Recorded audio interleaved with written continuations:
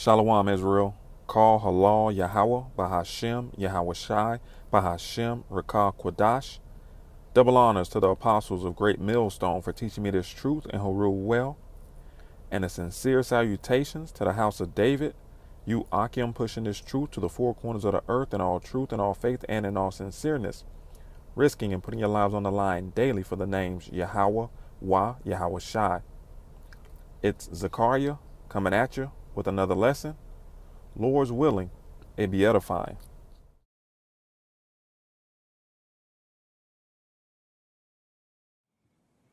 My view is simple. We should not have mandates. What does that mean? That means no mask mandates. That means no vaccine mandates. And I will say, it was interesting as I was reading through this COVID bill, Section 107, talking about what foreign governments are doing. An awful lot of the description of foreign governments can apply to our own government. So Section 107 of this bill says certain foreign governments have taken measures in response to COVID-19 that violate the human rights of their citizens without clear public health justification. Well, I think you could delete the word foreign in that, because we've seen governments here domestically arbitrarily exercising power as well. This Section 107 also says governments using the COVID-19 pandemic as a pretext for repression have undermined democratic institutions, check.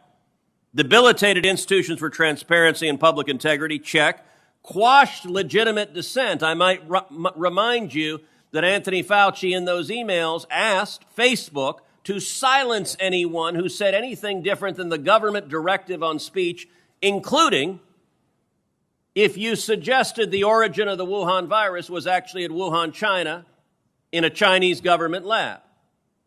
And Facebook willingly complied, censored that view. You're not allowed to have that view that this escaped from the government lab. Then, miraculously, a couple of months ago, the administration was forced to recognize, there's actually very significant evidence that the Wuhan virus escaped from a Chinese government lab in Wuhan, and beyond that it may well have been developed with government research with American taxpayer funding on gain-of-function research.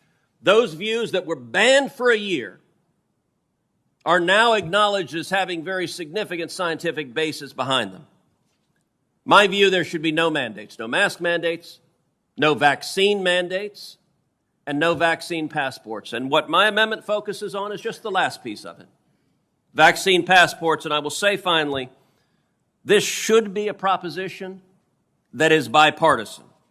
The Biden administration at least claims to oppose vaccine passports. Jen Psaki at the White House said, let me be clear on this. I know there's a lot of questions. Psaki said, the government is not now, nor will we be, supporting a system that requires Americans to carry a credential.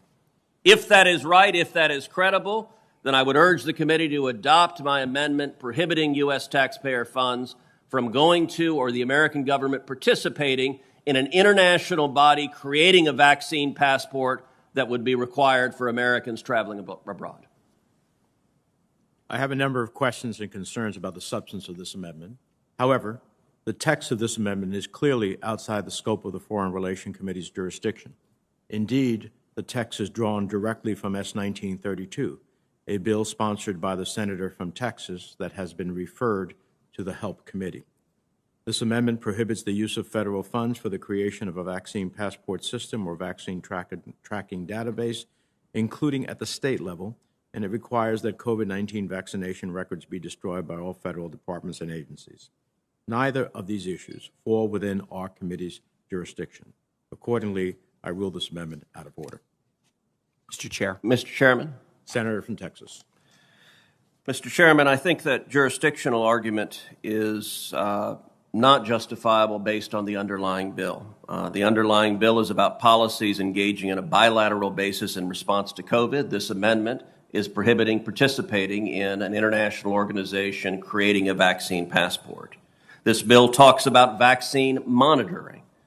And this amendment ensures that we're not establishing a federal government vaccine database that is monitoring U.S. citizens in violation of their privacy rights. This bill talks about enhancing transparency of health data, and I think the amendment would protect the privacy of health data from a vaccine passport. And this bill also talks about establishing partnerships with the private sector to improve pandemic preparedness and response. This amendment addresses the same topic, to prevent the U.S. government from working with a third party in the private sector to develop a vaccine passport and force it on the American people. And so accordingly, I appeal the ruling of the chair that the amendment is out of order.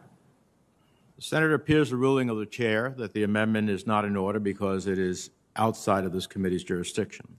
The question for the committee is, shall the decision of the chair be overturned? A yes vote means you wish to allow the amendment. A no vote means you agree with the chair that the amendment should not be allowed. As such, I will vote no.